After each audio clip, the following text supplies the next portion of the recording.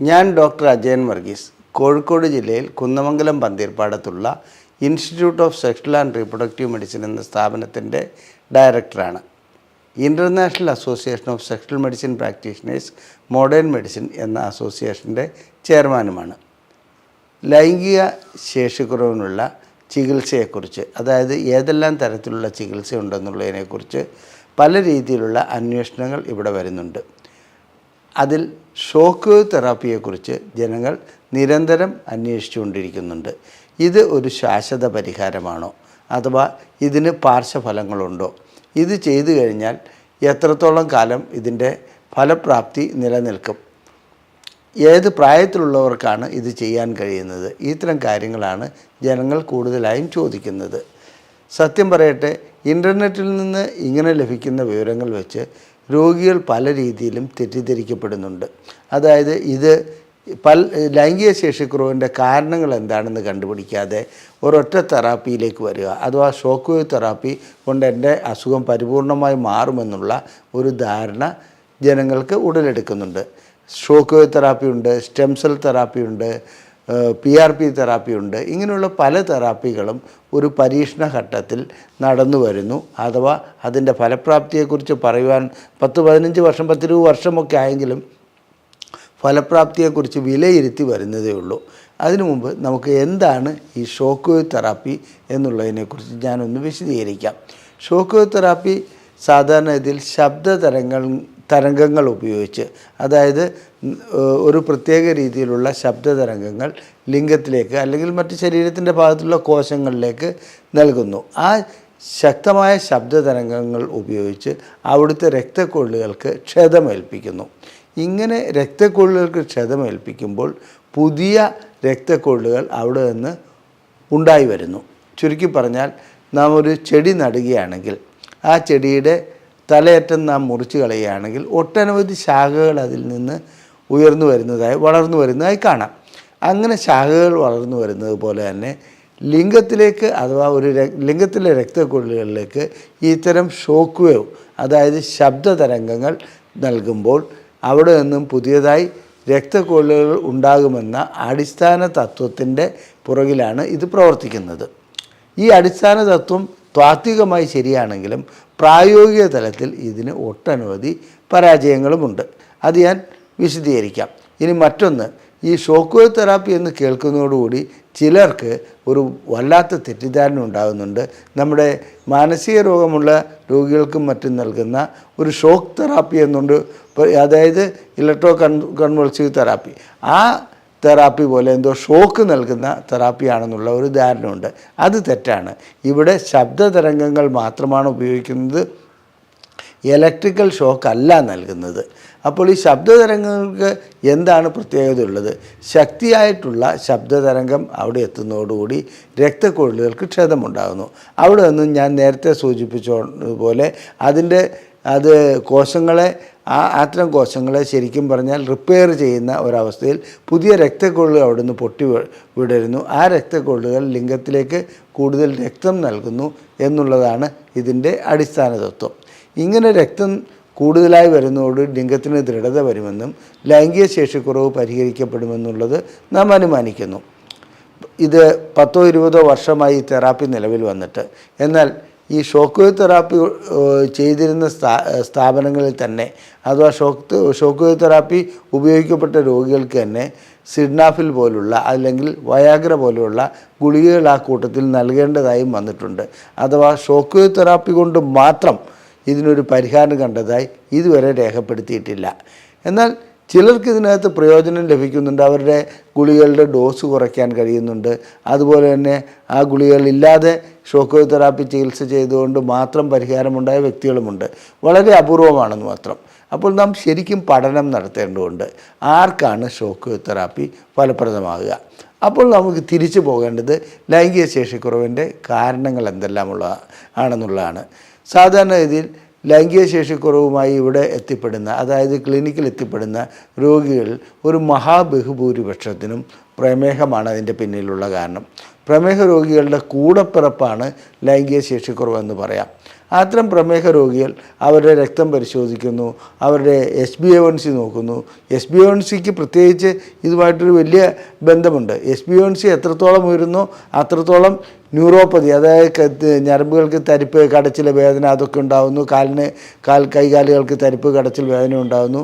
അതുപോലെ തന്നെ ലൈംഗിക ശേഷിക്കുറവും അനുഭവപ്പെടുന്നു. HbA1c വളരെയധികം ഉയർന്നു പോവുകയാണെങ്കിൽ ലൈംഗിക ശേഷിക്കുറവ് പരിഹരിക്കാൻ കഴിയാത്ത രീതിയിലേക്ക് പോകാറുമുണ്ടെന്നുള്ളത് ഓർക്കുക. അപ്പോൾ ഷോക്ക് വേവ് തെറാപ്പി ഇത്തരം രോഗികൾക്ക് നൽകിയതുകൊണ്ട് എടുത്തു പറയത്തക്ക പ്രയോജനം ലഭിക്കുകയില്ല. ഇതുപോലെ തന്നെ വേറെ ഏതെങ്കിലും രീതിയിലുള്ള ഘടകങ്ങൾ, ഹോർമോൺ കുറവ്, അതുപോലെ വീനസ് ലീക്കേജ്, ഇങ്ങനെയുള്ള പ്രശ്നങ്ങളുള്ള രോഗികൾക്ക് ഷോക്ക് വേവ് തെറാപ്പി നൽകുന്നതുകൊണ്ട് അതിന് പ്രയോജനം ലഭിക്കുകയില്ല. അഥവാ പേഷ്യൻ്റ് സെലക്ഷനാണ്, അതായത് എങ്ങനെ രോഗികളെ തിരഞ്ഞെടുക്കുന്നു ഈ ചികിത്സയ്ക്ക്, അതാണ് ഏറ്റവും പ്രധാനപ്പെട്ട കാര്യം. രോഗികളെ തിരഞ്ഞെടുത്ത് അതിൽ അവർക്ക് ഷോക്ക് വേവ് തെറാപ്പി ഉതകുന്നതാണോ എന്നുള്ളത് ഡോക്ടർ തീരുമാനിക്കും. ആ കാര്യത്തിൽ രോഗി തീരുമാനിക്കുകയാണെങ്കിൽ എനിക്ക് ഓപ്പറേഷൻ വേണ്ട, ഷോക്ക് വേവ് തെറാപ്പി മതി, ഈ തീരുമാനം വളരെ നല്ലതാണ്. പക്ഷേ എന്താണെന്ന് വെച്ചാൽ പ്രായോഗിക തലത്തിൽ അത് കൊണ്ട് യാതൊരു പ്രയോജനവും ലഭിക്കുകയില്ല. ഷോക്ക് വേവ് തെറാപ്പി നടത്തുന്നതിന് അത്രയും സാമ്പത്തികമായിട്ടുള്ള ഭാരിച്ച ചിലവ് വരുന്നുണ്ട്. ആ ചിലവ് നാം കണക്കിലെടുക്കേണ്ടതുണ്ട്. അത് ഗുണം കിട്ടാത്ത ഒരവസ്ഥയിലേക്ക് പോകും.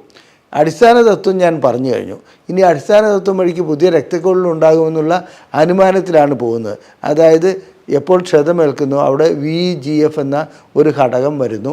ആ ഘടകം വഴിക്ക് പുതിയ രക്തക്കൊഴലുകൾ ഉണ്ടാകുന്നു. ഇതൊക്കെയാണ് ഇതിൻ്റെ അടിസ്ഥാന തത്വം. ഇതൊക്കെ പറയാമെന്നുള്ളതിൽ എത്രത്തോളം പേർക്ക് പ്രയോജനം ലഭിച്ചു എന്ന് ചോദിച്ചാൽ, നമ്മളൊരു സർവേ നടത്തി കഴിഞ്ഞാൽ ഈ ഷോക്ക് വേവ് തെറാപ്പി കൊണ്ട് അത്ര വലിയ പ്രയോജനം ലഭിച്ചില്ല എന്നുള്ളതാണ് പറയുന്നത്. ഇതിന് പകരം വയ്ക്കാവുന്ന മറ്റൊരു തെറാപ്പിയാണ് സ്റ്റെം സെൽ തെറാപ്പി, അതുപോലെ തന്നെ PRP തെറാപ്പി. അതിനെക്കുറിച്ച് ഞാൻ വേറെ വിശദീകരിക്കുന്നുണ്ട്. ഇനി അടിസ്ഥാനമായിട്ട് നാം ആദ്യം ചെയ്യേണ്ടത് എന്താണ്? രോഗി വന്നു കഴിഞ്ഞാൽ രോഗിയുടെ ലൈംഗിക ശേഷിക്കുറവിൻ്റെ കാരണം എന്താണെന്നുള്ളത് കണ്ടുപിടിക്കണം. ഇത് രക്തസംബന്ധമായതാണോ, ഞരമ്പ് സംബന്ധമായതാണോ, അതായത് ന്യൂറോൺ സംബന്ധമായതെന്ന് പറയുമ്പോൾ നാം ലൈംഗികമായി ചിന്തിക്കുമ്പോൾ നമ്മുടെ തലച്ചോറിൽ നിന്നും സിഗ്നലുകൾ നട്ടെല്ല് വഴിക്ക് ലിംഗത്തിലെ പൊടൻ്റൽ നെർവ് വഴിക്ക് ലിംഗത്തിലേക്ക് എത്തുന്നു. അപ്പോൾ ലിംഗം ഉയർന്നു വരുന്നു. ഇതിനേതെങ്കിലും തടസ്സമുണ്ടാകുകയാണെങ്കിൽ അവിടെ ഷോക്ക് വേവ് തെറാപ്പി ചെയ്തുകൊണ്ട് പ്രത്യേകിച്ച് ഗുണമൊന്നും ഉണ്ടാകുകയില്ല. ഇനി ഈ വ്യക്തി കഴിക്കുന്ന ചില മരുന്നുകളുടെ പാർശ്വഫലമായിട്ടാണോ, അതായത് പ്രഷറിന് കഴിക്കുന്ന മരുന്നുകൾ, ക്യാൻസർ രോഗത്തിന് കഴിക്കുന്ന മരുന്നുകൾ, അതുപോലെ ചില ഹോർമോൺ തെറാപ്പി ചെയ്യുമ്പോൾ കഴിക്കുന്ന മരുന്നുകൾ, ഇത്തരം മരുന്നുകൾക്കൊക്കെ ചില മരുന്നുകൾക്ക് ലൈംഗിക ശേഷിക്കുറവ് സൃഷ്ടിക്കുവാൻ കഴിയുന്നുണ്ട്. അത്തരം മരുന്നുകളുടെ ഫലമായിട്ടാണോ, ഇനി അതല്ല ഇദ്ദേഹത്തിന് ഉണ്ടായിരിക്കുന്ന മറ്റു ചില മാനസിക സമ്മർദ്ദത്തിൻ്റെ പുറത്താണോ ലൈംഗിക ശേഷിക്കുറവുണ്ട്, ഇതെല്ലാം വിലയിരുത്തി കാരണങ്ങൾ കണ്ടുപിടിച്ച് വ്യക്തമായ പരിശോധന നടത്തി അതിന് ശേഷമാണ് നാം തീരുമാനിക്കേണ്ടത് എന്താണ് ലൈംഗിക ശേഷിക്കുറവിൻ്റെ കാരണമെന്ന്. അപ്പോൾ ഏത് ചികിത്സയാണ് ഉതകുന്നതെന്ന് അതിനനുസരിച്ച് തീരുമാനിക്കാൻ കഴിയും. ഷോക്ക് വേവ് തെറാപ്പിയോ PRPയോ സ്റ്റെം സെൽ തെറാപ്പിയോ ഒരൊറ്റമൂലിയല്ല. അതെല്ലാ രോഗികൾക്കും പ്രയോഗിക്കാൻ കഴിയുന്ന അഥവാ അവരെ അതിന് വിധേയമാക്കേണ്ടതുമല്ല. ആ രീതിയിൽ പേഷ്യൻറ്റിനെ സെലക്ട് ചെയ്തിട്ട് ഷോക്ക് വേവ് തെറാപ്പി നൽകുകയാണെങ്കിൽ തീർച്ചയായിട്ടും അതിന് പ്രയോജനം ലഭിക്കും. ഇവിടെ സാധാരണഗതിയിൽ കണ്ടുവരുന്നത് ഏതെങ്കിലും ഒരു ആസ്പത്രിയിൽ ഷോക്ക് വേവ് തെറാപ്പി ചികിത്സ ഉപയോഗിക്കുന്നുണ്ടെങ്കിൽ അതുതന്നെ ആവും ശരണമെന്നുള്ള രീതിയിൽ രോഗികളും ഡോക്ടർമാരും മാറുന്ന ഒരു ഗതികേടിലേക്കാണ് നാം ഇപ്പോൾ പോയിക്കൊണ്ടിരിക്കുന്നത്. തൻ്റെ കൂട്ടുകാരന് ഷോക്ക് വേവ് തെറാപ്പി ചെയ്തതുകൊണ്ട് ഗുണം കിട്ടി, അതുകൊണ്ട് എനിക്കും ഇത് ചെയ്യണമെന്നും പറഞ്ഞ് പേഷ്യൻസ് വരുന്നൊരവസ്ഥ വരുന്നുണ്ട്. ഇത് തെറ്റാണ്. 2 രോഗിയുണ്ടെങ്കിൽ ആ ഓരോ രോഗിക്കും ഓരോ കാരണങ്ങളായിരിക്കും.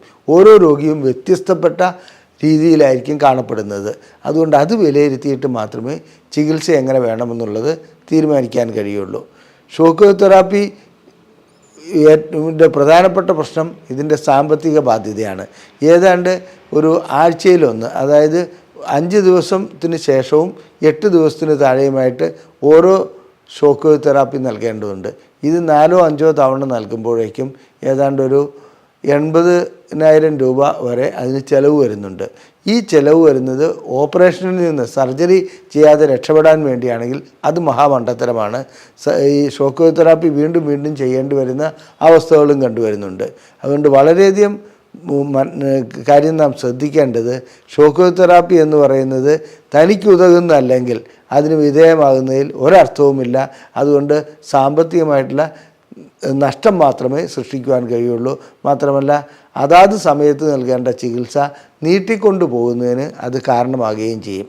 അത് വീണ്ടും ഗുരുതരമായ പ്രശ്നങ്ങളിലേക്ക് പോകും. ഷോക്ക് തെറാപ്പിക്ക് പാർശ്വഫലങ്ങളൊന്നും തന്നെയില്ല, ഗുരുതരമായ പ്രശ്നങ്ങളൊന്നും ഉണ്ടാക്കുകയില്ല. എന്നിരുന്നാലും ശരി, ഇത് സെലക്ട് ചെയ്യുന്നത്, അതാണോ തെറാപ്പി എന്നുള്ളത് സെലക്ട് ചെയ്യുന്നത് ഡോക്ടർക്ക് വിടുക. രോഗി തന്നെ തീരുമാനിക്കുന്ന ഒരവസ്ഥയിലേക്ക് അത് പോകരുത്. ലൈംഗികമായിട്ടുള്ള പ്രശ്നങ്ങൾ ഏതെങ്കിലും ഉണ്ടെങ്കിൽ, അത് ശേഷിക്കുറവാകട്ടെ, ശീഘ്രസ്ഖലനമാകട്ടെ, താല്പര്യമില്ലായ്മയാകട്ടെ, അത് സ്ത്രീക്കാകട്ടെ പുരുഷനാകട്ടെ, ഞങ്ങളിവിടെ ചികിത്സ നടത്തുന്നുണ്ട്. ഞങ്ങളുടെ ചികിത്സയെക്കുറിച്ച് അറിയുവാൻ നിങ്ങൾക്ക് താല്പര്യമുണ്ടെങ്കിൽ ISRM എന്ന് ഈ നമ്പറിൽ ടൈപ്പ് ചെയ്ത് വാട്സപ്പ് വഴി മെസ്സേജ് അയയ്ക്കുക.